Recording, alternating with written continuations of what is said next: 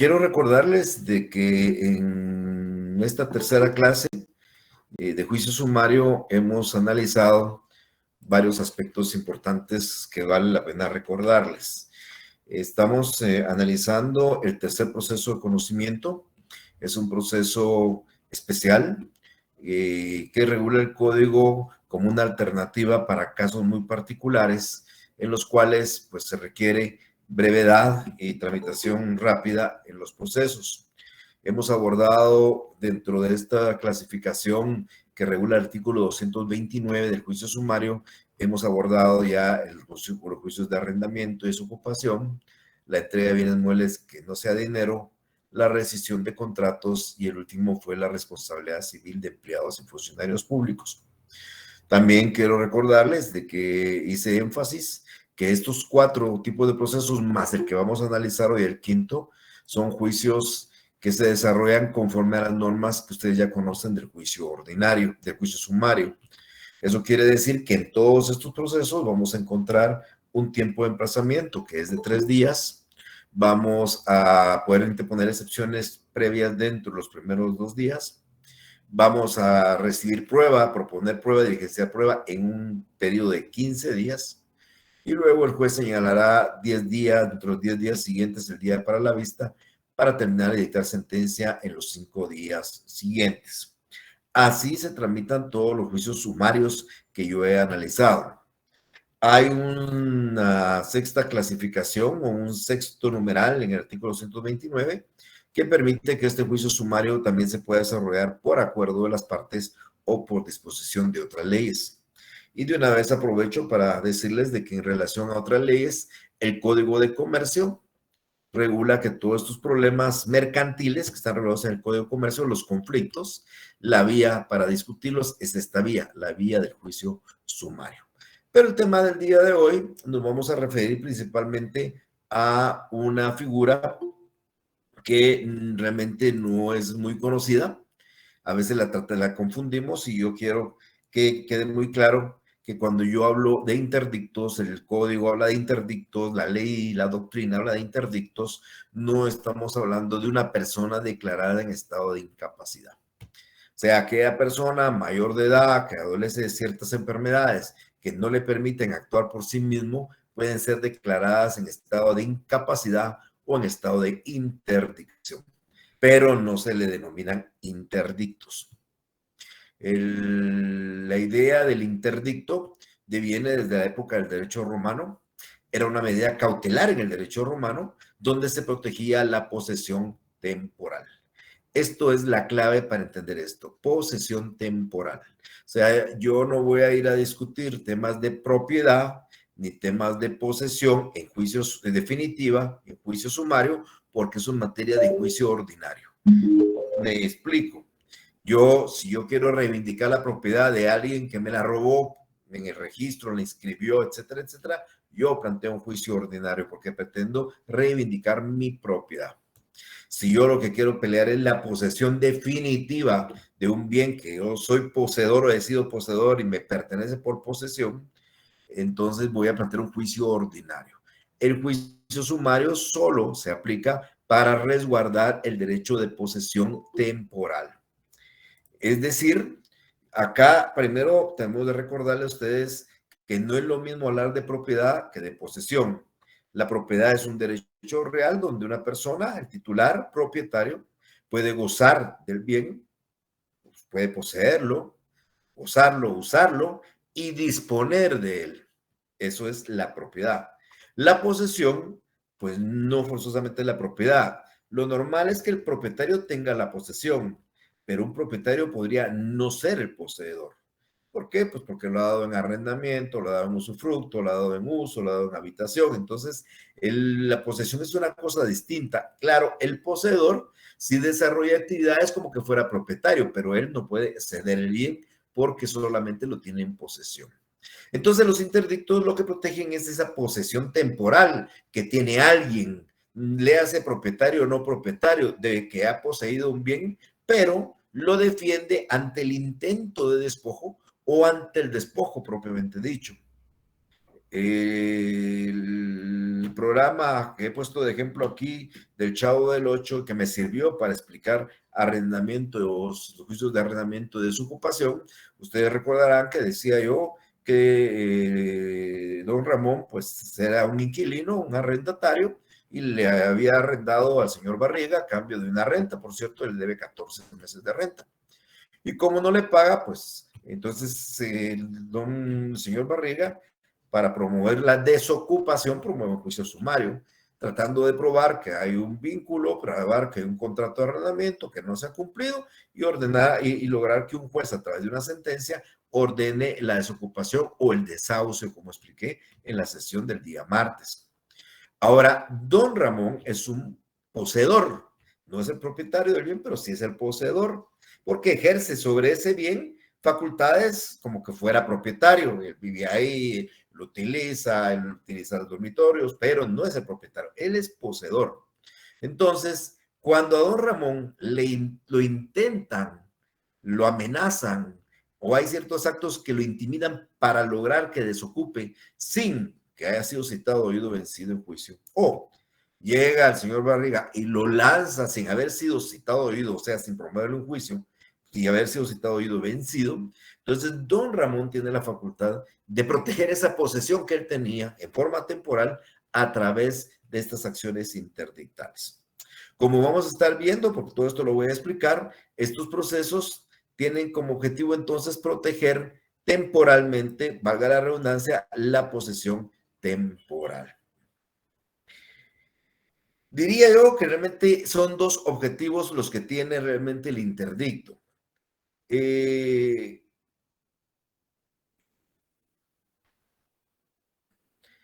primero, como les decía yo, es tratar de proteger a una persona de su posesión temporal. Cuando yo explique cada uno de los interdictos, seguramente lo van a entender de mejor manera, pero ese sería. Y el otro es también proteger a una persona poseedor de ciertos daños que puede ocasionarle otro poseedor, otro propietario, por realizar una obra nueva o tener una obra de carácter peligroso. No tiene nada que ver con lo que he explicado de don Ramón y el señor Barriga, pero se me ocurre, solo para dar un ejemplo, que ahí donde el señor Barriga tiene la vecindad, a la vecindad de ese lugar, pues se pretende construir un edificio que puede dañar la vecindad. Y entonces esa es una obra nueva, pero que a criterio del señor Barriga, si no se toman las medidas pertinentes, puede afectar su propiedad y para eso puede plantear también una acción interdictal. Pero bien, yo creo que todo eso lo vamos a ir entendiendo conforme a la explicación que yo les vaya dando.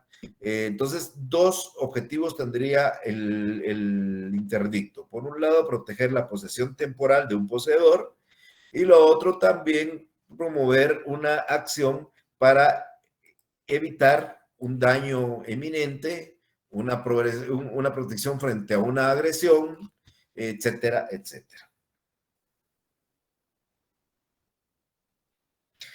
Estos interdictos los conocemos en el Código Procesal así de esa manera, pero en la doctrina también les conocen como acciones posesorias, porque son acciones que tienden a proteger la posesión. Entonces al interdicto también se le llama una acción posesoria.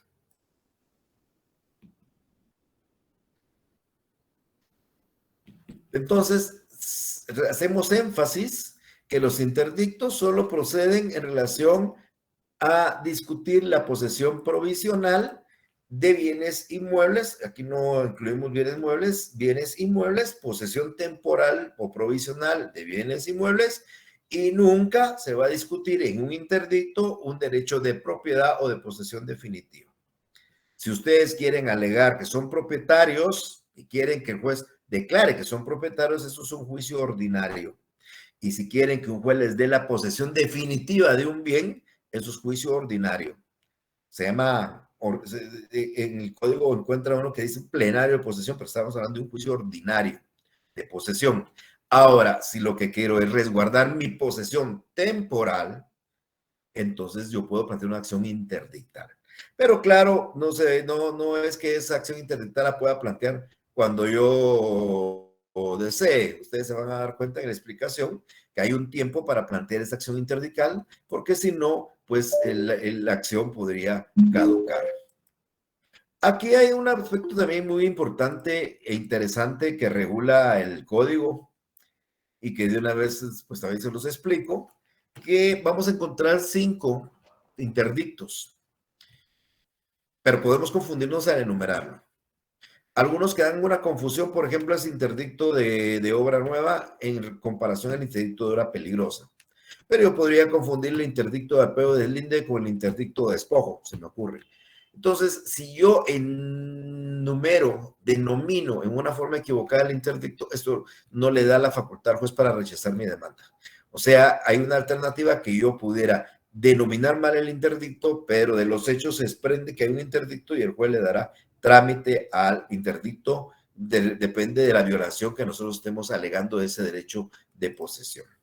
Los interdictos no tienen por qué confundirse, pues, pero sí podríamos nosotros equivocadamente darle una denominación distinta y no por ese simple hecho el juez va a rechazar la demanda. Eso es lo que pretende en las normas que están. Y otro aspecto también que es bien importante, que estas acciones interdictales que voy a estar explicando hoy no pasan en autoridad de cosa juzgada material, solo formal.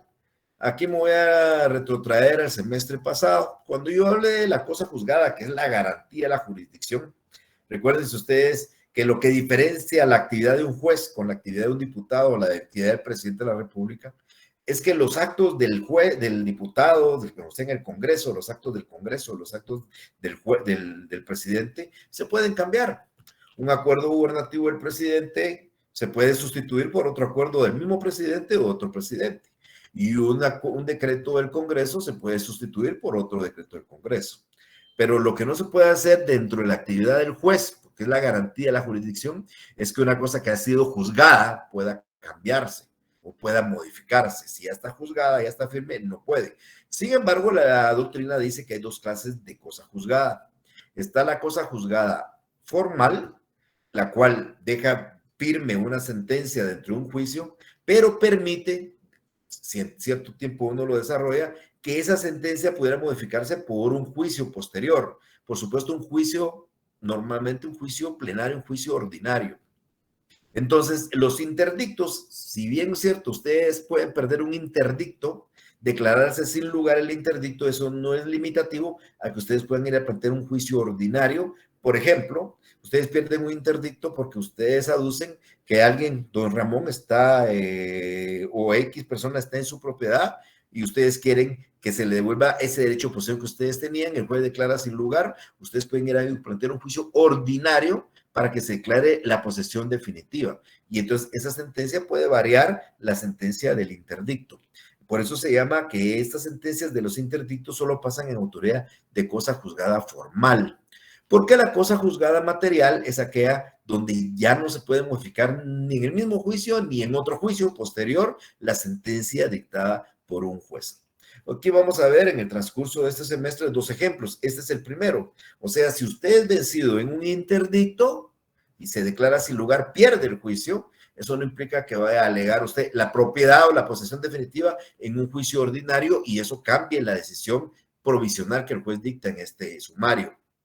Y lo vamos a ver también cuando hablemos del juicio ejecutivo, porque las sentencias dictadas en un juicio ejecutivo también puede ser revisada por un juicio ordinario.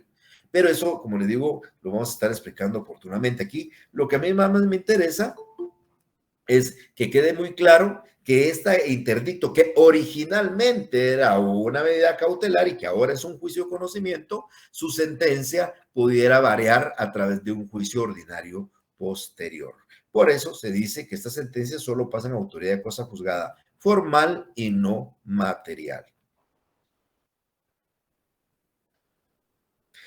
Aquí está lo que les explicaba yo hace unos segundos. Las acciones interdictales solo se pueden plantear dentro del año siguiente de conocidos los hechos. Es decir, si ustedes, cualquier interdicto que yo explique, ustedes vieron un hecho el día de mañana, vamos a hablar de un interdicto de despojo, ahorita lo voy a explicar en qué consiste, pero ustedes mañana o hoy que es 11 de agosto, ustedes los despojan sin haber sido citados, oídos y vencidos, ustedes tienen un año máximo, o sea, hasta el 10 de agosto del año entrante, para promover esta acción interdictal. Si no lo hacen en el año, va a caducar el derecho de accionar por la vía del juicio sumario, Claro, lo van a poder hacer a través de la vía ordinaria, pero ya para reclamar propiedad o posesión definitiva. Entonces, las acciones interdictales caducan en un año a partir de que se conoció el hecho que lo motiva. El Código Procesal Civil y Mercantil recoge 4 numerales de los interdictos, pero en la realidad son 5 clases de interdictos. Hay un interdicto que se denomina de amparo de posesión o de tenencia, o sea, ampara la posesión o la tenencia. El otro es el interdicto de despojo, un interdicto tercero que se llama apeo y deslinde, y un cuarto que es obra nueva y un quinto que es obra peligrosa. O sea, en el numeral 4 que ustedes ven en su pizarra, no es que sea el mismo interdicto, si es un interdicto de obra nueva o un interdicto de obra peligrosa, que son cosas muy distintas. Entonces, 5 acciones interdictales, las 3 primeras para defender el derecho a posesión, y la de obra nueva y peligrosa para defenderse y evitar un daño irreparable sobre la posesión que ustedes posean, como lo voy a explicar en unos minutillos.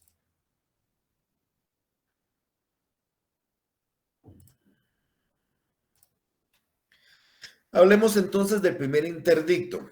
Ese interdicto lo que busca es amparar la posesión o la tenencia. Este interdicto tiene la característica que la persona sigue teniendo la posesión, pero hay ciertos actos que desarrolla un perturbador que pretenden o tienen la manifestación de despojarlo. Expliquemos esto con el programa del Chavo del Ocho. El señor Barriga llega a la casa de don Ramón, le pregunta por la renta, don Ramón le dice que no las tiene, le dice, bueno, si usted mañana no la tiene, yo mañana lo vengo a sacar, mañana lo vengo a desahuciar, mañana lo vengo a despojar. Eso no lo puede hacer el señor Barriga. El señor Barriga, para poder sacar a don Ramón, tiene que seguir un juicio de desocupación.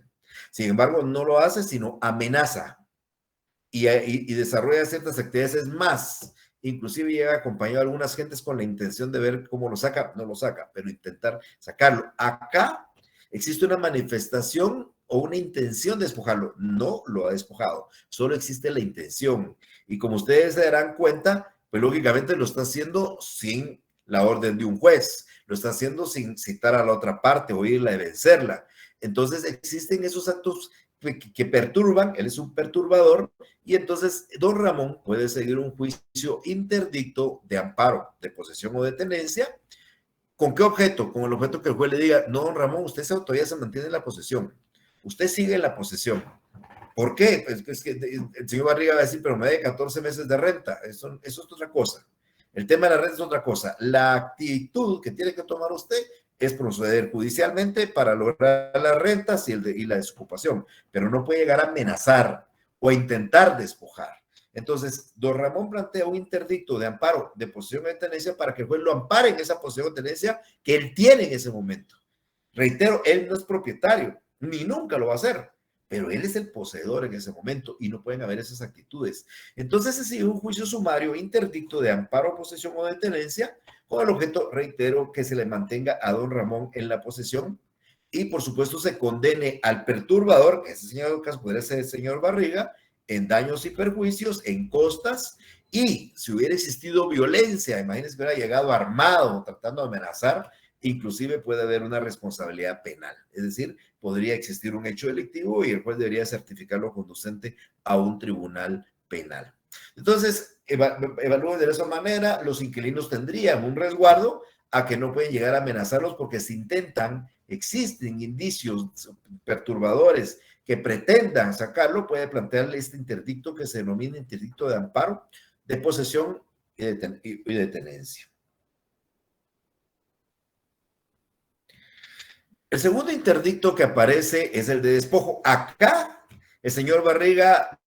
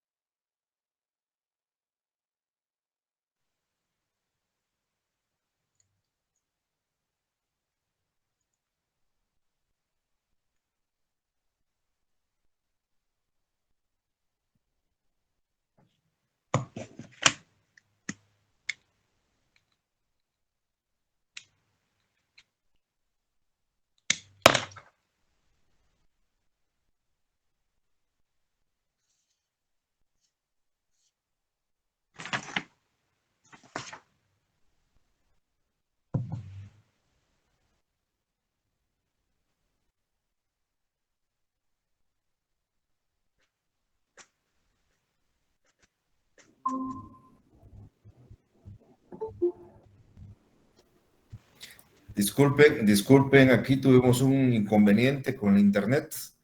¿Me escuchan ahorita, verdad? Sí, licenciada. Sí, licenciado, todo bien. Vamos a continuar, que me quedé exactamente hablando un poco sobre el interdicto de despojo.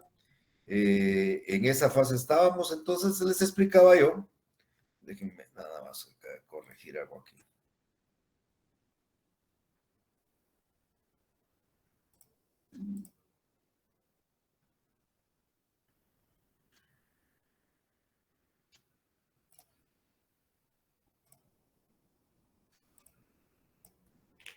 Bueno, perdonen. Entonces estaba diciéndoles y explicándoles que en este interdicto de despojo sí hay despojo. No es lo mismo que el interdicto de amparo o de posesión o de tenencia donde solo hay una amenaza. Aquí hay despojo. El señor Barriga llega con la fuerza o sin fuerza, con violencia o sin violencia, llega con personas armadas o desarmadas, pero llega y despoja al don Ramón de su posesión. Entonces, aquí el interdicto que procede es el interdicto de despojo. ¿Y cuál es la intención de este interdicto? Pues lógicamente la intención es restituirle la posesión a don Ramón, porque ha sido lógicamente despojado sin haber sido citado, oído y vencido. Entonces, el objeto de la demanda es lograr y pedir que se le restituya a él. Y cualquiera de ustedes dirá, bueno, pero es que él debe 14 meses de renta. Sí, pero es que el tema de las rentas no tiene nada que ver con que haya sido despojado sin el debido proceso, que haya sido despojado sin haber sido citado o oído. Entonces, el objeto de esto es que el que ha sido despojado se le restituya en la posesión. Entonces, en la demanda, pues lógicamente cumple ciertos requisitos distintos, debemos de pedir la restitución del bien, tenemos que exponer que fuimos despojados, tenemos que hablar quién nos despojó y tenemos que demostrar que poseíamos y dejamos de poseer. O sea, a don Ramón le corresponderá presentar la demanda interdicto de despojo con la intención de que el juez ordene que le vuelvan a dar la posesión del bien, pero él tendrá que probar que estaba poseyendo y que fue despojado. Ese es el fundamento de este despojo. Ese despojo, por supuesto, lo hizo el señor Barriga, una persona particular. También puede suceder, estimadas amigas y amigos, que el despojo lo pueda haber ordenado un juez sin haber citado al despojado. O sea, un juez dentro de un proceso dictó una resolución y ordenó lanzar a alguien y ese alguien nunca fue notificado, nunca fue citado. Ese alguien puede plantear el despojo judicial en contra del juez porque éste decretó su despojo de un bien sin que él lo haya citado y le hubiera dado la audiencia correspondiente dentro del proceso. Entonces, cuando se presenta esta demanda contra un juez por despojo judicial, el juez va a ser condenado a costas y a la reparación de los daños y perjuicios que él hubiera causado y, por supuesto, si hubiera habido un delito, también responsabilidad penal, por supuesto, por esa circunstancia. Entonces, resumo el tema del despojo. El despojo puede ser un despojo normal, que es el que realiza un particular, o puede ser un despojo judicial, si es el que ha ordenado el despojo ha sido el juez. En ambos casos, lógicamente, la persona despojada no fue oída, no fue citada y no fue vencida en un proceso, y por ende, en el primer caso del despojo normal, puede pedir la restitución del bien y el pago de daños y perjuicios, inclusive acciones de orden penal, y en el caso del juez, pues pedirá el pago de los daños y perjuicios y también la responsabilidad penal si es que existen hechos delictivos. El tercer interdicto también protege la posesión temporal. Ustedes se dieron cuenta que en el primer interdicto de amparo, posesión o de tenencia se está resguardando la posesión temporal de don Ramón, porque aunque él no es el propietario, es el poseedor, y entonces el juez le está resguardando y diciéndole al que intenta despojarlo que no lo perturbe en esa posesión. En el segundo caso, en el despojo, sí ocurre el despojo y el juez ordena que se le restituya porque él era el poseedor y fue despojado sin el debido proceso. Acá no es un despojo total. Aquí podríamos decir que es una especie de despojo parcial. Yo más o menos trato de explicar esto. Claro, aquí no tiene que ver mucho don Ramón ni el señor Barriga, que podríamos aplicarlo, pero vamos a aplicarlo de otra manera. Yo les explicaba a los compañeros, porque esto es algo de la vida real y me sucedió a mí y seguramente a ustedes les podrá suceder más adelante, para eso están estudiando. Pero yo recuerdo que en algún tiempo, hace muchos años, recién casado, y ya con mis pequeños hijos, pues compramos un inmueble, compramos un pequeño terreno en Carretera El Salvador. Nuestra intención era construir. Y cada vez que nosotros llegábamos, pues esas eran nuestras saliditas de fin de semana y nos íbamos a conocer, a ver el terreno. Y el terreno, pues recuerdo que medía 20 metros de frente por 20 metros de fondo, pero yo siempre llegaba y los contaba. O sea, miraba de un mojón, hacía los pasos para ver a dónde y luego al otro lado, porque ya me imaginaba yo la casa que yo iba a construir en ese lugar. Ese es el terreno que yo tenía. Suponiendo, porque eso no fue real, suponiendo que la semana siguiente que yo llego me encuentro con que ya empezaron a abrir zanjas para construir en el terreno vecino. Pero sucede que los 20 metros que yo tenía de frente ya no son 20, ahora son 19, porque el vecino comenzó a abrir zanjas 1 metro adentro de mi terreno. Entonces, él está alterando los mojones, él está alterando los linderos. Y yo aquí es donde voy a plantear un interdicto de apeo de deslinde para que el juez le ordene que abra donde le toca abrir y que no altere los mojones, no altere los linderos, no altere los setos, las cercas, lo que sea, que es lo que marca mi propiedad de la de él. Él me está haciendo, realmente me está despojando de una pequeña parte de mi posesión. No estoy discutiendo propiedad. Es decir, yo digo que es mía y él seguramente también cree que es de él. Pero en este momento los mojones estaban ubicados en un lugar y él los alteró, moviéndolos para poder abrir las zanjas 1 metro más hacia adentro de mi propiedad.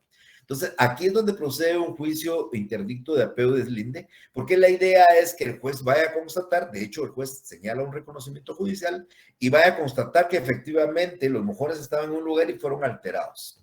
Esto puede pasar con una valla, con un seto vivo, con alambres de púa, donde estaban marcadas y delineadas las divisiones, las cercas, los mojones, el área donde estaba. Entonces, el lindero fundamentalmente. Entonces, yo voy a plantear un interdicto para que el juez ordene restituirme esa porción. Pero insisto, si se dan cuenta, las cuestiones son provisionales. El juez allá provisionalmente le dijo al señor Barriga, usted no perturbe a don Ramón. Pero soy el dueño, sí, pero no lo perturbe. Sigue el juicio que tenga que seguir para sacarlo, pero no lo perturbe de esa manera. Si no, lo voy a condenar a daños y perjuicios. En el segundo caso, despojado, el juez le devolvió a don Ramón provisionalmente la posesión. No definitiva, no está volviendo a don Ramón propietario ni poseedor definitivo, es provisional porque lo tenía. Ya el señor Barriga tendrá que plantear la acción correspondiente para obtener la posesión ya para él en definitiva o la propiedad. Y en este caso lo mismo, el juez va a ordenar que se restituya si es que ve y determina las alteraciones, pero eso no implica que cualquiera de los dos plantee el juicio ordinario para demostrar que esa porción le corresponde. Entonces, aquí lo que hay es una alteración de linderos donde alguien altera los linderos a su favor y en perjuicio de otro.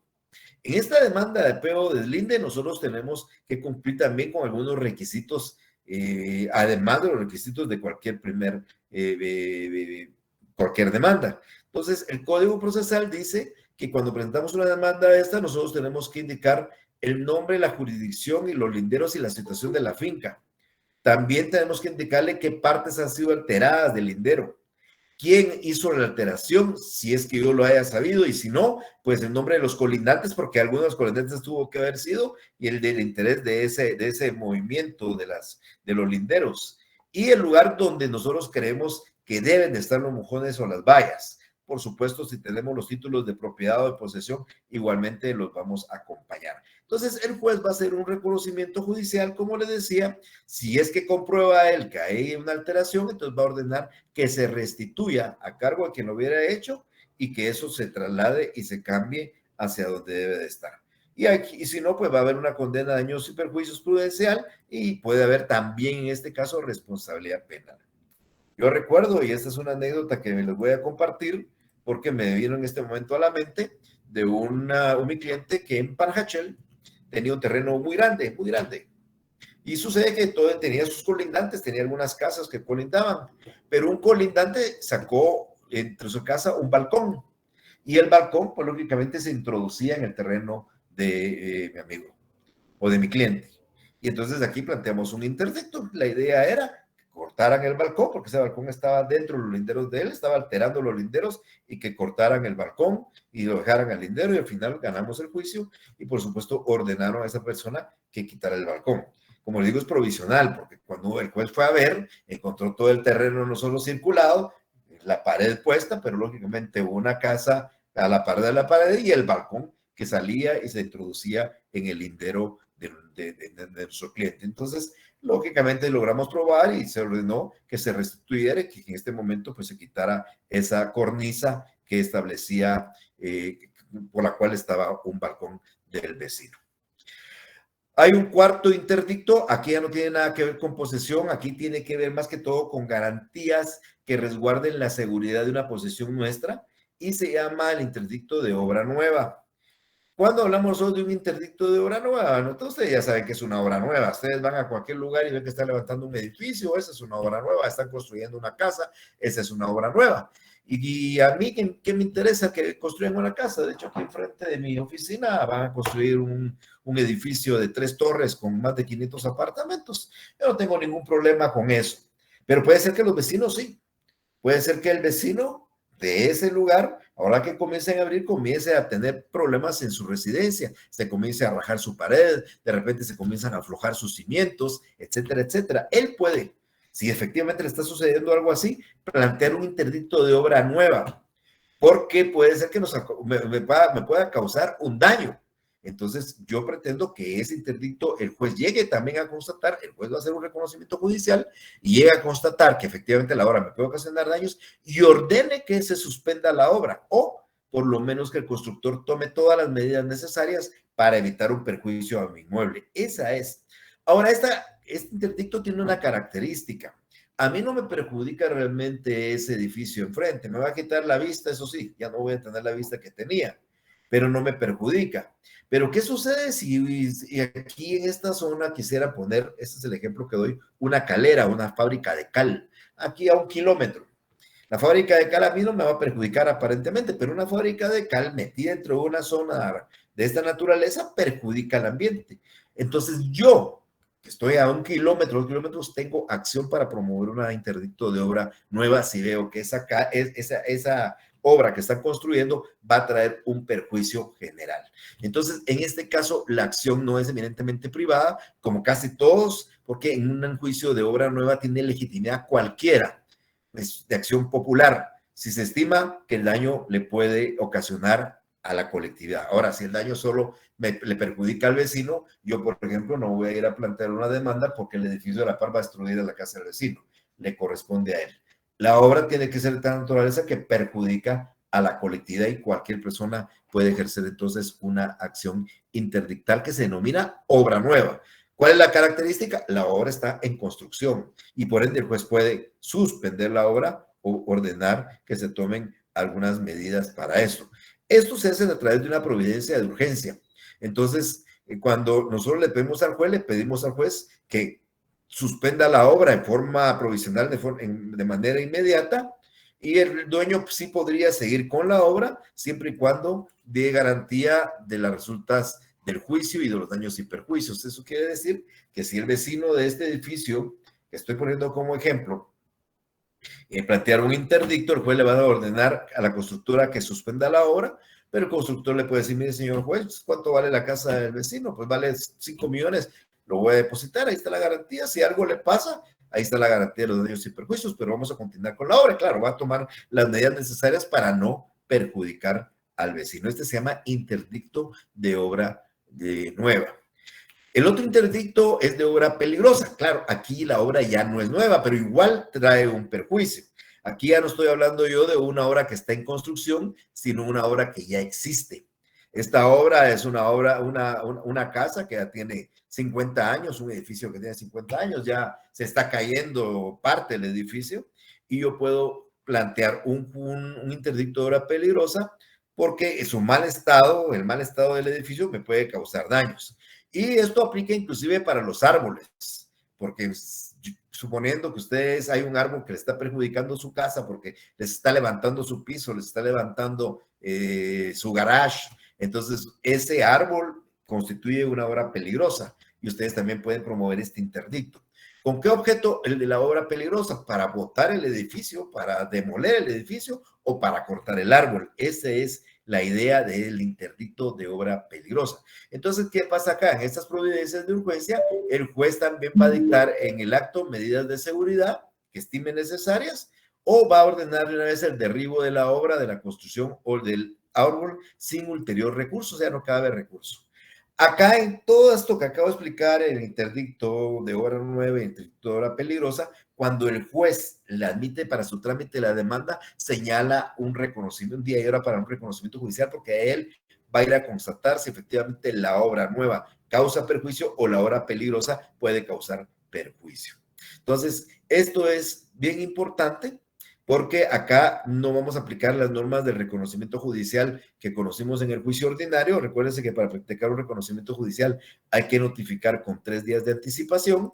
En cambio, en este reconocimiento judicial, en los interdictos por la emergencia, por la urgencia, el juez señala un reconocimiento judicial día y hora o puede ir inclusive a hacerlo de forma inmediata sin notificarle a la otra parte. No es necesario notificar, él va a ir a hacer el reconocimiento judicial y determinar qué tan grave es esa obra nueva o esa obra peligrosa para suspenderla, para demolerla, para cortar el árbol. Para eso va a funcionar.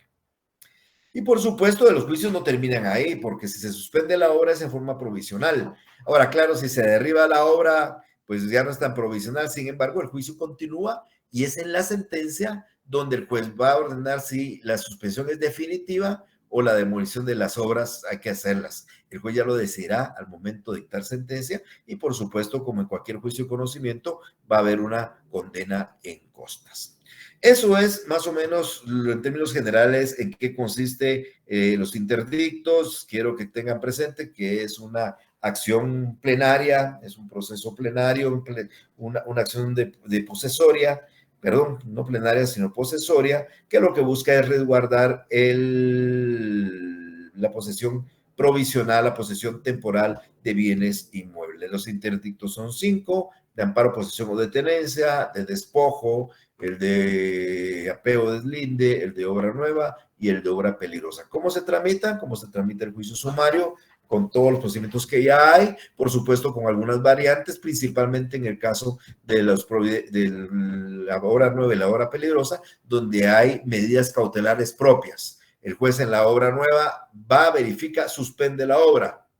En el de obra peligrosa va, verifica, pide que se suspendan medidas o inclusive ordena la demolición o el corte de un árbol.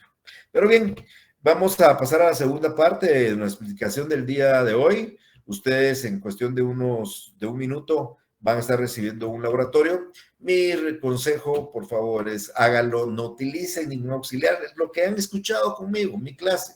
Háganlo y contéstelo, y si sacan un punto, pues sabrán que no han entendido nada, y si sacan 10 serán suyos. Pero si comienzan a utilizar y a buscar que quiero ver, que quiero sacar 10 sobre 10 y le pido copia al amigo, mándame por WhatsApp la respuesta tal, eso no es algo de ustedes. Esto que yo estoy haciendo es voluntario. El que lo haga, lo practica, no tiene ningún valor para zona, es un valor eminentemente propio, personal. Ustedes sabrán si les sirve o no les sirve. Entonces, vamos a estar remitiendo y estará llegando ya, diría yo, en cuestión de unos 30 segundos a su correo. Trabájenlo, vamos a estar regresando con ustedes a las 4:42, 4:43. Vamos a empezar y ustedes van a recibir de vuelta sus respuestas cuando haya terminado, ya cerrado la prueba. Los veo un ratito, los veo un rato.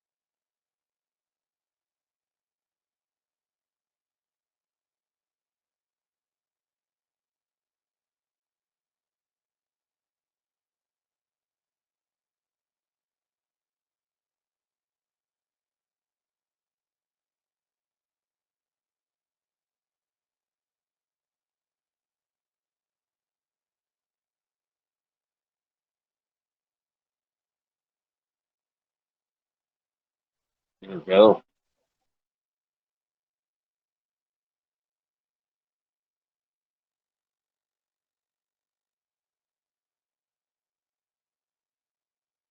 ¿Alguien me habló?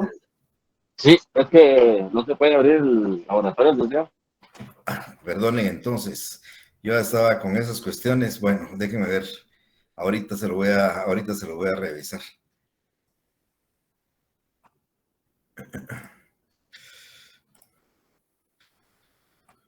Tienen razón, disculpen. Yo creo que ya lo pueden revisar. Revísenlo ahorita, entonces les vamos a dar un poquito más de tiempo. A Ahora sí, las, a las y 45, por favor, entonces, disculpen. Sí, perdone que me faltaba solo dar el clic para abrirlo. Estamos. Perdón.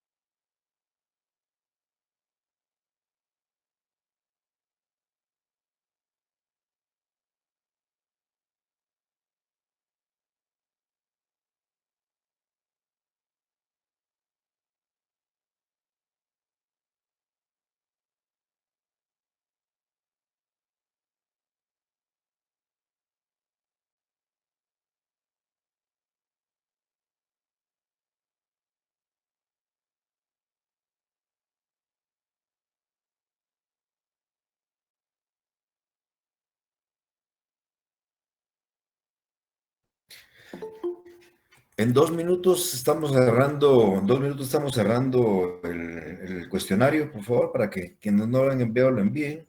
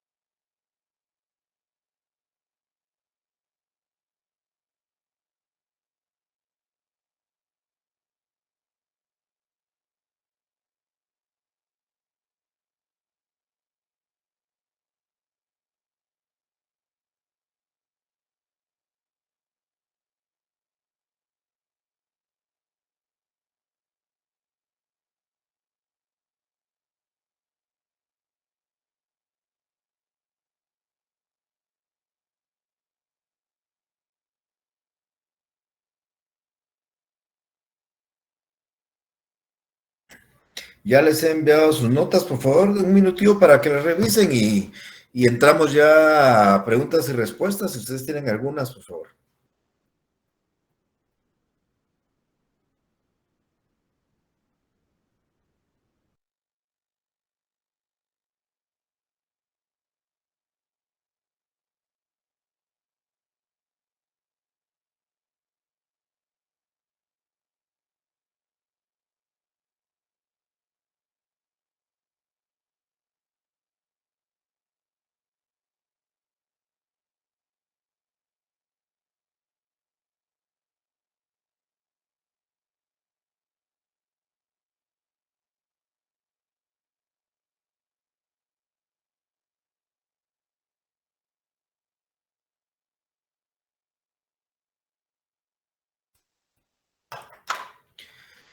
Bien, estimadas amigas y amigos, ya tienen ustedes su nota.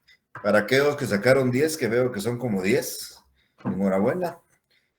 Si la sacaron sin haber pedido ningún auxilio, sin haber tenido ninguna colaboración, enhorabuena. Y también veo que las notas están mejores ahora. Para quienes por primera vez están conmigo, sí, más o menos son de sus exámenes parciales. El tiempo que tengo estimado por respuesta es de 1 minuto. Las respuestas normalmente son de falso verdadero o de respuesta de opción múltiple, pero por supuesto no son tan fáciles como las acaban de ver ustedes. Hoy lo que acabo de hacer son preguntas muy generales sobre el juicio sumario que ustedes acaban de ver, pero es para que tengan más o menos una idea. Quiero dejaros en el uso de los micrófonos para lo que ustedes quieran preguntarme. Entonces, si tienen inquietudes, por favor. Sí, Luisa Fernanda, por favor, y luego Amelia. Luisa. Buenas tardes, Lick. Me surge la duda de que, por ejemplo, en la parte en la que habla de el interdicto de peligro y estas situaciones en las que tiene que haber un reconocimiento judicial del juez, él tiene que ir, ¿es solamente con pues, lo que él pueda anotar o realmente también tiene que ir alguna persona especializada que también le vaya indicando ciertas cosas o solo con, por decirlo así, solo que es más notorio él puede darse cuenta? Gracias por su pregunta, Luisa Fernanda. El reconocimiento judicial normalmente lo desarrolla el juez. En algunos casos, cuando el juez, como no es un todólogo, estima de que necesita la cooperación de un experto, puede ir auxiliado de un experto. Normalmente el juez lo desarrolla solo, pero en algunos casos, porque se lo piden las partes o porque el juez lo estima necesario, puede ir auxiliado de un experto. Gracias, Lick. A usted, Amelia, por favor. Gracias, licenciado. Buenas tardes. Tengo dos preguntas. La primera es del cuestionario. ¿Cuánto es el tiempo de caducidad de la acción interdictal? 1 año, lo acabo de explicar hoy. Ay, me pasé por alto, no le Sí, puse un atención. año y les dije, por ejemplo, si ustedes, de hecho dije el ejemplo, si ustedes hoy saben de una situación que es 11 de agosto, tendrían hasta el 10 de agosto del año entrante para plantear una acción interdictal, porque si no caduca. Y todavía cuando usted explicó eso, pensé en que era en la víspera según la ley. Y mire, ahora me equivoqué. Esa es la víspera, sí, esa es la víspera. Así Bueno. así es la víspera. Por eso dije, si hoy es 11, que terminaría el 10. Sí, exacto. Y la otra consulta que tengo es en relación a, en general, a los juicios orales y sumarios. Estos nos basamos en el ordinario para saber los tiempos y a qué juez nos tenemos que dirigir, dependiendo de cuantía, territorio, todas esas. Vamos a ver. El tema de competencia no es un tema de juicio ordinario. El tema de competencia es un tema del libro primero del código que se aplica para todo. El juicio ordinario empieza hasta en el libro segundo y a partir del artículo 96. Entonces, todo de hecho, el primer libro del código se llama Disposiciones Generales porque son de aplicación para cualquier proceso, procesos de conocimiento, procesos de ejecución, procesos cautelares, procesos contenciosos, procesos no contenciosos, jurisdicción voluntaria. Entonces, usted ahí establece reglas de competencia, auxiliares del juez, requisitos de un primer escrito, etcétera, etcétera. El tema de juicio ordinario empieza a partir del artículo 96, ahí habla, por ejemplo, contenido de la demanda, nos habla del emplazamiento, de los medios de prueba individuales, la forma de proponerlos, la forma de diligenciarlos. Todo eso se aplica por analogía al juicio sumario y al juicio oral. El tema de competencia no es un tema de juicio ordinario, sino es de las disposiciones generales y, por supuesto, aplicables a cualquier juicio.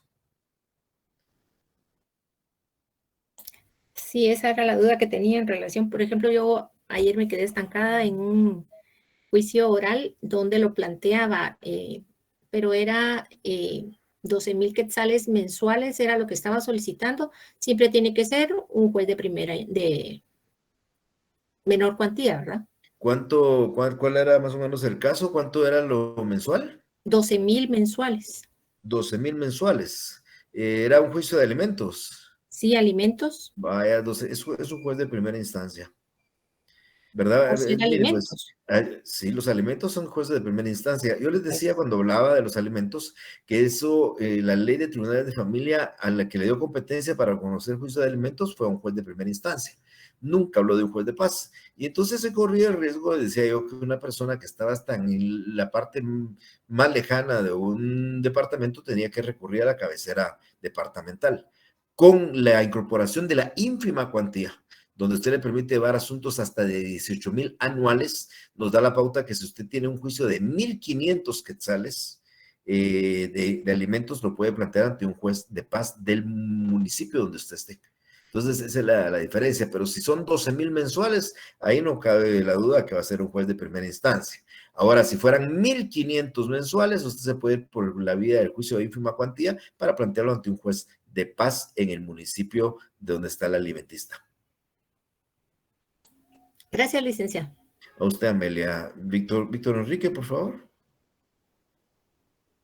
Gracias, licenciado. Yo tengo una duda frente al cuestionario. En la pregunta, ¿en qué plazo se interponen excepciones previas dentro del juicio sumario y responsabilidad civil de empleo público? Su servidor seleccionó 48 horas y la respuesta correcta es 2 días. Entonces ahí me hice bolas. No es lo mismo 48 horas y 2 días, Víctor. ¿Me O podrían sea, ampliar más? son 2 días, no 48 horas. Cuando usted habla de tiempos en 48 horas, a usted le notifican hoy a las 10 de la mañana, tendría hasta pasado mañana a las 10 de la mañana para plantearlas. O sea, si usted Bueno, tuviera todavía. 48 horas, se comienza a contar a partir de la hora en que le notifican, salvo en caso de los medios de impugnación. Pero si a usted le dan una audiencia por 48 horas a las 9 de la mañana de un día, usted tiene que contestar y evacuarla a las 9 de la mañana de los 2 días, antes de las 9 de la mañana a las 48 horas. Ahora, si son 2 días, entonces no piensa contarse el día de la notificación, sino a partir del día siguiente. Usted tendría todo el día de mañana y todo el día pasado. Es muy distinto, ¿eh? Ok, gracias. Ya, siempre es importante, 48 horas no es lo mismo que 2 días, ¿no? Listo, Aunque, gracias. aunque los 2 días son 48 horas, pero para efectos de los plazos, las horas comienzan a contar desde el momento que le notifican y los días a partir del día siguiente. Ok, muchas gracias. No, interesante pregunta, pero me alegra mucho que la haya hecho. Bien, no viendo más. Nos vemos el día martes. Les deseo un buen descanso. Que tengan su feriado también. Descanso. Carlos, por favor. Sí, disculpe, ¿los juicios de interdictos estos se llevan en los juzgados de primera instancia? Carlos, son de valor indeterminado los 5, porque usted aquí nos reclama montos. En uno está reclamando que lo están amenazando de quitarle la posesión, en el otro le quitaron la posesión, en el tercero le excluyeron una parte de su posesión, en el cuarto usted está pidiendo medidas para garantizar que no le ocasione daños una construcción nueva y en el quinto una construcción peligrosa. Todo es de valor indeterminado, competencia de un juez de primera instancia. Muchas gracias, licenciado. A usted, Carlos, también por su pregunta. Gracias. Bien, entonces el próximo martes nos vemos a la misma hora. Que tenga un buen descanso. Nos vemos. Gracias, feliz.